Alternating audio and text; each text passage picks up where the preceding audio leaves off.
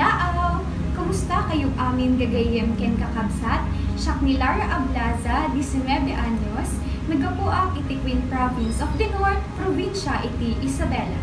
May saak nga first year college student, mga ngalaak iti kursong Bachelor of Science in Tourism Management, agad adalak iti Isabela State University main campus, ili iti Etchali.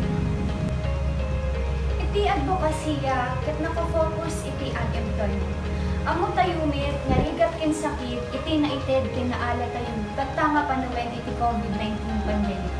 Isu iti maysapay nga rason no apay nagrigat dagitoy kakabsat. At dapat kayat mo i-voice out kas maysa nga Ilocana ang nagkaranas iti diskriminasyon gapu iti kas maysa nga Ilocano. Iti pinagkita da kada tayo ket nababa. Gapu taga probinsya tayo. Isungan oag-apply tayo ti tabako ket naatak tayo nga maana.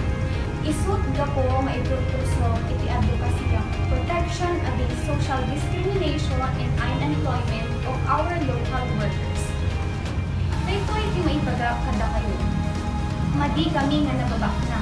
Ngem, iti maysa apagpanpanmakkel ko ket iti panagayat mi nga Ilocano ket putpudo nga awan maris. May sapay kadi, siak ni Lara Ablaza, your Miss Ilocano Defenders 2021 from Isabela, agbyag sa Pilipinas.